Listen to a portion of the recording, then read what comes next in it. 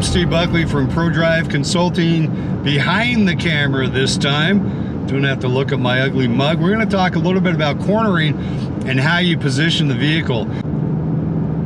So going down the road here, we're looking up and picking up those cornering lines. Now, if you haven't checked it out, you may want to check out the video on steering. That definitely helps you out with the cornering, because obviously steering has a lot to do with how well you corner. The speed at which you're going, again, has a lot to do with how well you corner. But the actual position of the vehicle is what we're talking about today. This sign tells us it's a left-hand bend. I'm going to stay a little bit to the outside here. Going to tuck it in like that. Gives me a little better line. When I start from the outside and stay on the outside longer, it straightens the corner out. It's different for a left hand and a right hand corner, because when we're going left, we're turning into the traffic. When we're turning right around the corner, we're moving away from the traffic. So for example, we're going to take this nice tight right hand turn here. We're going to stay to the outside. It gives us a chance to look all the way through the corner. Then we tuck in at the back end, boom, staying away from the inbound traffic. We have a little connected turn here, left, right, bend. I'm going to stay to the outside, going to the left. Why? Because when I go left, I'm going into oncoming traffic. So I want to stay a little bit high here, stay a little bit high, look through the corner, then maybe tighten it up at the back end. High, low, high again is a racing line, because you're trying to get through the corner at the straightest possible line, but also at the quickest possible speed. That's not what we're talking about when we're driving out in public.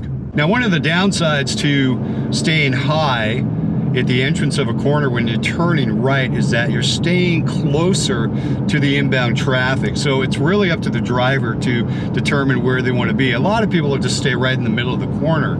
I like to open the corner up, meaning I like to stay a little bit high at the entrance of my corners. A law enforcement line is high, high, low. They stay high at the entrance, high at the apex, middle of the corner, then tuck in deep at the back end. That's a high, high, low. Exactly what this is there. See how we tuck it in, high, high, low?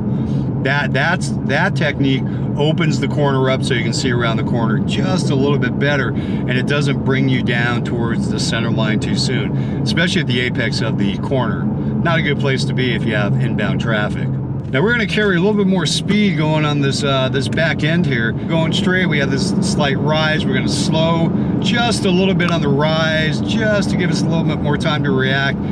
If a vehicle is coming in the opposite direction, no one's there. Beautiful.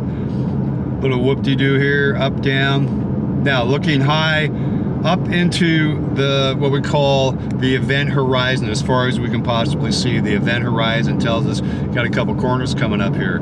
So again, I'm going to stay a little bit high, and then we're going to tuck in, boom, like that, set for the right hand corner, and see that connects perfectly with the high-low cornering technique, because we had a connected corner. So when you start high at the entrance of a connected, and you go low in the center, again, the racing line a little bit, that starts the second corner even before you get to it, so you have more time to react, and the vehicle balance doesn't shift the weight as much. You don't want to shift weight in the middle of a corner, and how you enter the corner has a lot to do with how much you shift the weight. Now typically, depending on the speed at which I'm going into a corner, there's three components to cornering. There's the entrance speed, there's the apex speed, and the exit speed. So I slow at the beginning, I come off the brake, I coast through the corner. At the back end, I accelerate. I go into the corner at the speed at which I want to maintain. I don't want to slow down in the middle of a corner or speed up in the middle of a corner. That completely disrupts the balance of the vehicle. So the entrance speed is the speed at which I'm going to try to carry all the way through the corner. And that neutralizes the balance of the vehicle, the lateral weight transfer of the vehicle. When you're turning, that's what you're doing. You're shifting the lateral weight from side to side. Acceleration and braking, that's linear, front to back and back to front. Accelerating, it moves back. Braking, it moves forward. None of those components, those vehicle dynamics, you want to mess around with as you're cornering. I'm going to start high and then tuck down and boom, very gentle, vehicle dynamic. I enter the corner at the speed at which I want to maintain. And at that point, I basically coast through the corner, turn the steering wheel, input steering, and maintain that lock steer. And then when we're out and facing the direction we want to go, that's when I press the gas pedal. If you press the gas pedal too soon, what happens is when the vehicle dynamics are changed, when there's steering inputted, so basically when you're going around a corner, say we're going around a left-hand corner, and you increase the speed in the middle or at the exit of the corner, the vehicle pushes to the outside, centrifugal force. You don't want to do that. Let the vehicle balance stay as neutral as possible.